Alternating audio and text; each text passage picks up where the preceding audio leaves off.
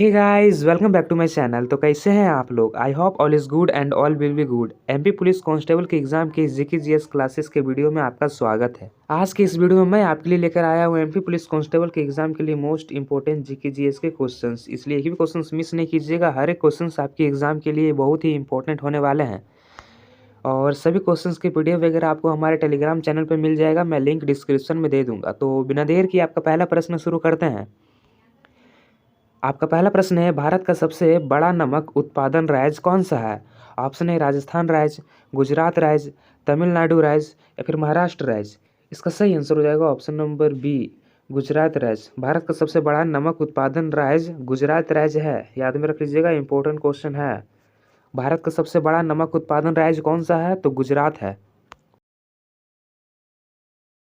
अगला प्रश्न है, मध्य प्रदेश का कौन सा शहर उज्जैन के पास प्रसिद्ध महाकालेश्वर मंदिर के लिए जाना जाता है? ऑप्शन है इंदौर शहर, उज्जैन शहर, भोपाल शहर या फिर ग्वालियर शहर। इसका सही आंसर हो जाएगा ऑप्शन नंबर बी, उज्जैन शहर। अगला प्रश्न है, मध्य प्रदेश में सबसे बड़ा बांध कौन सा है?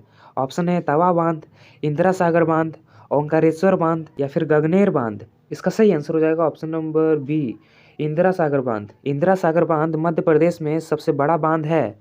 याद में रख लीजिएगा, ये भी वेरी वेरी इंपॉर्टेंट क्वेश्चन है, आपके एग्जाम में पूछ सकते हैं। अगला प्रश्न है, भारत का सबसे बड़ा नमक झील कौन सा है? इसका सही आंसर हो जाएगा ऑप्शन नंबर डी, सांभर झील। सांभर झील भारत का सबसे बड़ा नमक झील है। अगला प्रश्न है, मध्य प्रदेश का कौन सा शहर पन्ना हीरा के लिए प्रसिद्ध है? ऑप्शन है छिंदवाड़ा शहर, पन्ना शहर, मंदसौर शहर या फिर ग्वालियर शहर। इसका सही आंसर हो जाएगा ऑप्शन नंबर बी, पन्ना शहर। अगला प्रश्न है, मध्य प्रदेश में बालाघाट जिला किसके लिए प्रसिद्ध है? ऑप्शन है हीरा खदान के लिए, लौह अयस्क के लिए, चावल उत्पादन के लिए या फिर कपास उत्पादन के लिए। इसका सही आंसर हो जाएगा ऑप्शन नंबर बी, लौह अयस्क के लिए। मध्य प्रदेश में बालाघाट जिला लौह अयस्क के लिए प्रसिद्ध है। अगला प्रश्न है, भारत का राष्ट्रीय वृक्ष कौन सा है? ऑप्शन है पीपल, बरगद, नीम या फिर आम। इस सवाल का जवाब आप कमेंट में देकर बताइए। भारत का राष्ट्रीय वृक्ष कौन सा है? कमेंट करके जरूर बताइएगा। अगला प्रश्न है, भारत का पहला परमाणु परीक्षण कब हुआ था? ऑप्शन है 1972 को, 1974 को, 1976 को या फिर 1975 को। इसका सही आंसर हो जाएगा ऑप्शन नंबर बी, 1974 को। भारत का पहला परमाणु परीक्षण 1974 को हुआ था। अगला प्रश्न है, पेनिसिलिन की खोज किसने की थी? ऑप्शन है पास्चर ने, अलेक्जेंडर फ्लेमिंग ने, डार्विन ने या फिर वाटसन ने। इसका सही आंसर हो जाएगा option number B, Alexander Fleming ने। अलेक्जेंडर फ्लेमिंग ने पेनिसिलिन की खोज की थी। अगला प्रश्न है, पौधों की जड़ किस प्रक्रिया से जल सोखती है? ऑप्शन है विसरण से, परासरण से, वाष्पन से या फिर श्वसन प्रक्रिया से। इसका सही आंसर हो जाएगा ऑप्शन नंबर बी, परासरण प्रक्रिया से। पौधों की जड़ परासरण प्रक्रिया से जल सोखती है। अगला प्रश्न है, हृदय की धड़कन किस यंत्र से सुनी जाती है? ऑप्शन है बैरोमीटर से, स्टेथोस्कोप से, थर्मामीटर से या फिर हाइड्रोमीटर से। इसका सही आंसर हो जाएगा ऑप्शन नंबर बी, स्टेथोस्कोप यंत्र से। हृदय की धड़कन स्टेथोस्कोप यंत्र से सुनी जाती है। अगला प्रश्न है, पौधों में भोजन का निर्माण किस में होता है? ऑप्शन है पत्तियों में, तने में, जड़ों में या फिर फूलों में। इसका सही आंसर हो जाएगा ऑप्शन नंबर ए, पत्तियों में। पौधों में भोजन का निर्माण पत्तियों में होता है। अगला प्रश्न है, जल का विद्युत अपघटन करने पर कौन सी गैस अधिक मात्रा में निकलती है? ऑप्शन है hydrogen gas, oxygen gas, nitrogen gas या फिर कार्बन डाइऑक्साइड गैस। इसका सही आंसर हो जाएगा option number A, hydrogen gas. जल का विद्युत अपघटन करने पर हाइड्रोजन गैस अधिक मात्रा में निकलती है। अगला प्रश्न है, कंप्यूटर का मस्तिष्क किसे कहा जाता है? ऑप्शन है हार्ड डिस्क को, सीपीयू को, रैम को या फिर मदरबोर्ड को। इसका सही आंसर हो जाएगा ऑप्शन नंबर बी, सीपीयू को। कंप्यूटर का मस्तिष्क सीपीयू को कहा जाता है। अगर आप सीपीयू का फुल फॉर्म जानते हैं तो कमेंट करके जरूर बताइएगा। अगला प्रश्न है, प्रकाश की गति सबसे अधिक किस में होती है? ऑप्शन है वायु में, निर्वात में, जल में या फिर कांच में। इसका सही आंसर हो जाएगा ऑप्शन नंबर बी, निर्वात में। प्रकाश की गति सबसे अधिक कहाँ होती है? तो निर्वात में। अगला प्रश्न है, द्रव्यमान संरक्षण का नियम किसने दिया था? ऑप्शन है डाल्टन ने, लवोजियर ने, न्यूटन ने या फिर बोहर ने। इसका सही आंसर हो जाएगा ऑप्शन नंबर बी, लवोजियर ने। लवोजियर ने द्रव्यमान संरक्षण का नियम दिया था। याद में रख लीजिएगा, वेरी वेरी इंपॉर्टेंट क्वेश्चन है। द्रव्यमान संरक्षण का नियम किसने दिया था? तो लवोजियर ने। अगला प्रश्न है, भारत का सबसे बड़ा राष्ट्रीय उद्यान कौन सा है? इसका सही आंसर हो जाएगा ऑप्शन नंबर बी, हेमिस राष्ट्रीय उद्यान। हेमिस राष्ट्रीय उद्यान भारत का सबसे बड़ा राष्ट्रीय उद्यान है। याद में रख लीजिएगा, ये भी वेरी वेरी इंपॉर्टेंट क्वेश्चन है। भारत का सबसे बड़ा राष्ट्रीय उद्यान कौन सा है? तो हेमिस राष्ट्रीय उद्यान, याद में रख लीजिएगा। अगला प्रश्न है, मध्य प्रदेश का कौन सा शहर मल्टीनेशनल इंडस्ट्री हब के लिए प्रसिद्ध है? ऑप्शन है भोपाल शहर, ग्वालियर शहर, इंदौर शहर या फिर जबलपुर शहर। इसका सही आंसर हो जाएगा ऑप्शन नंबर सी, इंदौर शहर। मध्य प्रदेश का इंदौर शहर मल्टीनेशनल इंडस्ट्री हब के लिए प्रसिद्ध है। अगला प्रश्न है, मध्य प्रदेश में पचमढ़ी किस प्रकार का स्थल है? ऑप्शन है पठार है, नदी है, झील है या फिर जंगल है। इसका सही आंसर हो जाएगा ऑप्शन नंबर ए, पठार है। मध्य प्रदेश में पचमढ़ी एक प्रकार का पर्यटक है जहां लोग घूमने फिरने के लिए आते हैं। अगला प्रश्न है, मध्य प्रदेश का कौन सा शहर सांस्कृतिक राजधानी कहा जाता है? अगला प्रश्न है, ग्वालियर शहर को, उज्जैन शहर को, भोपाल शहर को या फिर जबलपुर शहर को। इसका सही आंसर हो जाएगा ऑप्शन नंबर डी, जबलपुर शहर को। जबलपुर शहर को मध्य प्रदेश का सांस्कृतिक राजधानी कहा जाता है। अगला प्रश्न है, रक्त का तरल भाग क्या कहलाता है? ऑप्शन है आरबीसी, प्लाज्मा, डब्ल्यूबीसी या फिर प्लेटलेट्स। इसका सही आंसर हो जाएगा ऑप्शन नंबर बी, प्लाज्मा। रक्त का तरल भाग प्लाज्मा कहलाता है। अगला प्रश्न है, डार्विन किस सिद्धांत से संबंधित है? ऑप्शन है विकासवाद के सिद्धांत से, सापेक्षता के सिद्धांत से, गुरुत्वाकर्षण के सिद्धांत से या फिर कोशिका के सिद्धांत से। इसका सही आंसर हो जाएगा ऑप्शन नंबर ए, विकासवाद के सिद्धांत से डार्विन के सिद्धांत संबंधित है।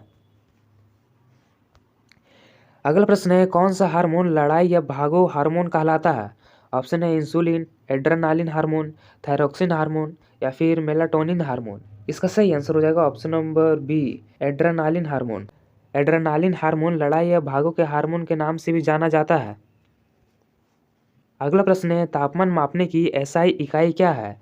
ऑप्शन है सेल्सियस, फ़ारेनहाइट, केल्विन या फिर रैंकिन। इसका सही आंसर हो जाएगा ऑप्शन नंबर सी, केल्विन।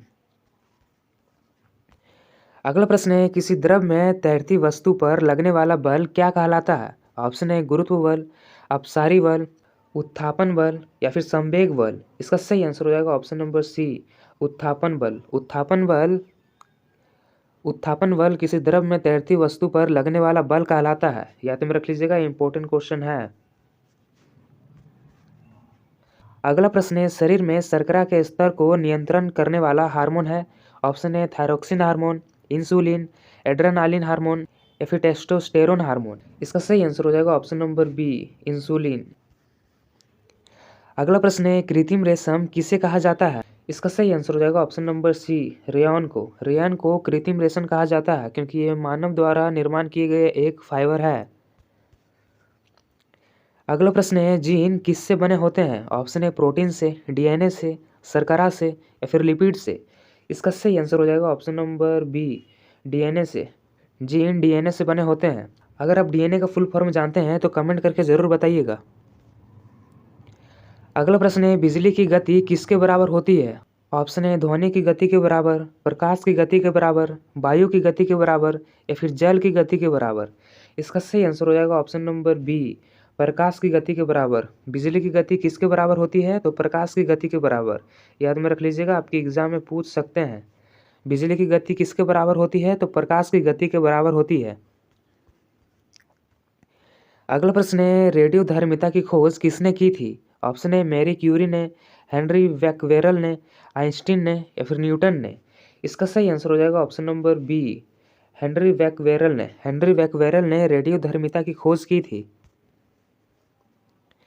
अगला प्रश्न है, मानव रक्त का सामान्य पीएच कितना होता है? ऑप्शन है 6.8, 7.4, 8.2 या फिर 9। इसका सही आंसर हो जाएगा ऑप्शन नंबर बी, 7.4। मानव रक्त का समान पीएच मान 7.4 होता है। अगला प्रश्न है, कोशिका की खोज किसने की थी? ऑप्शन है रॉबर्ट हुक ने, स्वान ने, स्लाइडन ने या फिर डार्विन ने। इसका सही आंसर हो जाएगा option number A, Robert Hooke ने। रॉबर्ट हुक ने कोशिका की खोज की थी। अगला प्रश्न है, मध्य प्रदेश में सबसे अधिक बोली जाने वाली भाषा कौन सी है? ऑप्शन है बुंदेली, बघेली, हिंदी या फिर मराठी। इसका सही आंसर हो जाएगा option number C, Hindi. Madhya Pradesh में सबसे अधिक बोली जाने वाली भाषा हिंदी है। अगला प्रश्न है, मध्य प्रदेश में खजुराहो किस लिए प्रसिद्ध है? ऑप्शन है मंदिरों के लिए, गुफाओं के लिए, नदी घाटियों के लिए या फिर किलों के लिए। इसका सही आंसर हो जाएगा ऑप्शन नंबर ए, मंदिरों के लिए। मध्य प्रदेश में खजुराहो मंदिर के लिए प्रसिद्ध है। याद में रख लीजिएगा, इंपॉर्टेंट क्वेश्चन है, आपकी एग्जाम में पूछ सकते हैं। अगला प्रश्न है, अनुच्छेद 40 किससे संबंधित है? ऑप्शन है ग्राम पंचायतों का संगठन से, शिक्षा का अधिकार से, महिला आरक्षण से या फिर समान वेतन से।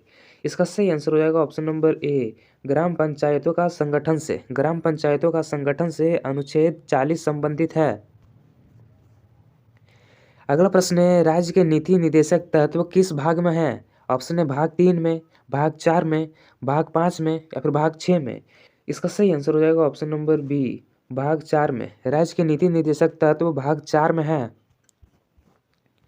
अगला प्रश्न है, नीति निदेशक तत्व कितने अनुच्छेदों में है? इसका सही आंसर हो जाएगा ऑप्शन नंबर बी, अनुच्छेद 36 से 51 में है। अगला प्रश्न है, राज्यसभा के सभापति कौन होते हैं? ऑप्शन है प्रधानमंत्री, राष्ट्रपति, उपराष्ट्रपति या फिर लोकसभा अध्यक्ष। इसका सही आंसर हो जाएगा ऑप्शन नंबर सी, उपराष्ट्रपति। उपराष्ट्रपति राज्यसभा के सभापति होते हैं। याद में रख लीजिएगा, वेरी वेरी इंपॉर्टेंट क्वेश्चन है। राज्यसभा के सभापति कौन होते हैं? तो उपराष्ट्रपति। अगला प्रश्न है, वित्तीय आपातकाल किस अनुच्छेद में है? ऑप्शन है अनुच्छेद 352 में, अनुच्छेद 356 में, अनुच्छेद 360 में या फिर अनुच्छेद 368 में। इसका सही आंसर हो जाएगा ऑप्शन नंबर सी, अनुच्छेद 360 में। अनुच्छेद 360 में वित्तीय आपातकाल है। अगला प्रश्न है, भारत के संविधान में अब तक कुल कितने संशोधन हो चुके हैं 2025 तक? ऑप्शन है 101, 104, 106 या फिर 108। इसका सही आंसर हो जाएगा ऑप्शन नंबर सी, 106। भारत के संविधान में अब तक कुल 106 संशोधन हो चुके हैं।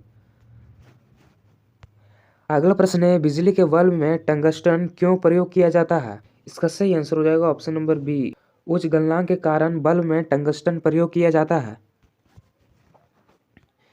अगला प्रश्न है, ग्रहों की गति के नियम किसने बताए थे? ऑप्शन है कैपलर ने, न्यूटन ने, गैलीलियो ने या फिर आइंस्टीन ने।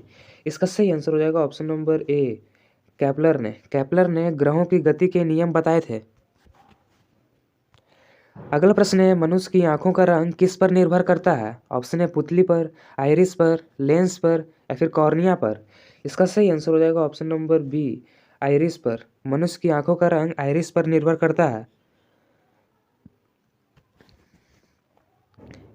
अगला प्रश्न है, वायु में कार्बन डाइऑक्साइड की मात्रा लगभग कितनी है? ऑप्शन है 0.04%, 1%, 5% या फिर 10%।